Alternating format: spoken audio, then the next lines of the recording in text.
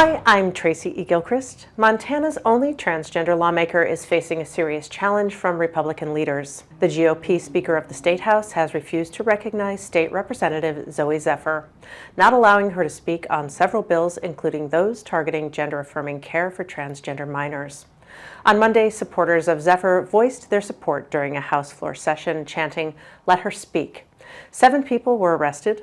Zephyr says the GOP's actions are not democratic. It's important to acknowledge that we have had people in that body on the other side who have screamed in their closing arguments, who have equated my very existence to somehow sexualizing children, and yet the speaker allows them to go forward. So we're seeing a very undemocratic application of what it means to have decorum. But I will say I rise in support of my community and my constituents every time I speak. Montana's Democratic Party has called the protests an incredible statement of support for trans, non-binary, and two-spirit communities.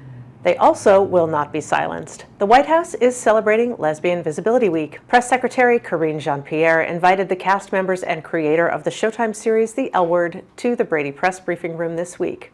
The show followed the lives, struggles, romance, and careers of lesbian friends in Los Angeles. Jean-Pierre and executive producer Eileen Chaikin said they will not be silenced. As the LGBTQI plus community continues to face relentless attacks from some Republicans across the country. From books bans to don't say gay laws, MAGA extremists want to roll back the visibility and progress we fought so hard to achieve.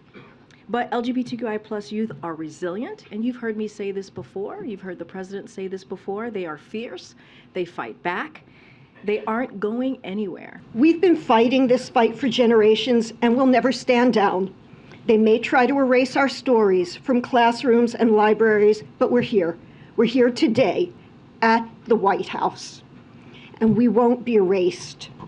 We will continue to be visible, powerful, engaged, contributive, creative, loving American citizens. Actors Leisha Haley, Jennifer Beals, and Catherine Menig were also there for the event. The group praised President Biden's record on gay rights. The L Word ran from 2004 to 2009.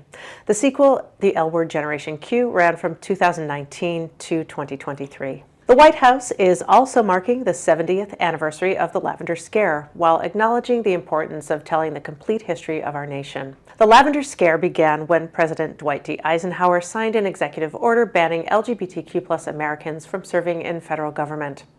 It was a decades-long period when as many as 10,000 federal employees were investigated, interrogated, and lost their jobs. In a statement, the president said, quote, "The struggle for equal justice is not over. Today and in each generation, we must rededicate ourselves to ending the hatred and discrimination that LGBTQI+ Americans continue to face. That includes addressing a wave of discriminatory laws that target them. A negative body image can lead to eating disorders, depression, anxiety, substance abuse, and mental health issues. But bodies come in all shapes, sizes, and tones. The body positivity movement focuses less on physical appearance and more on the overall health of the human body. Joining me now is singer, songwriter, and creator of the Everybody is a Babe workshop, Mary Lambert. So I really want to chat today about your Everybody is a Babe workshop. Yes. And would you begin a little bit with talking about why you began it, why you felt the need, and what it entails a little bit? Yeah. I think when I started my music career, I started with Same Love. Same Love was such a proclamation of who I was, and there was such a deep, obvious social message to it. And I got to see that impact really tangibly with people that I would talk to, and with, I think, how people viewed that song in time. And I remember when I was filming the video for She Keeps Me Warm, when I released my version of it, I had this sinking feeling that I was going to get a lot of trolls coming after me, and initially I think my fear was, well, they're going to see two queer women kissing or something, and they're going to be upset about that. And But then I felt that what I was really scared of were people making fun of my weight and my size, and that it would be gross to them, not necessarily because it was queer, but because I'm not a straight size person, and love stories are really reserved for people in smaller bodies, even in queer stories. So when I released that music video, a lot of my fears were confirmed. I felt like I got a lot of negative feedback, specifically from like a very particular kind of person that I think just we're not as socially progressive with body liberation stuff and fat people as we would like to be. And I think you see that in a lot of different communities.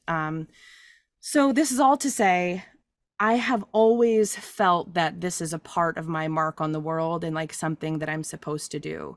I went from hating my body so much with, and that showed up for me with restriction of food. It showed up for me with compulsively exercising, with really just an obsessive amount of critique of my own body, and way that I was just so fixated on how I was perceived and how I wanted my body to look and be seen, and I couldn't control it no matter how hard I tried or how many diets I did.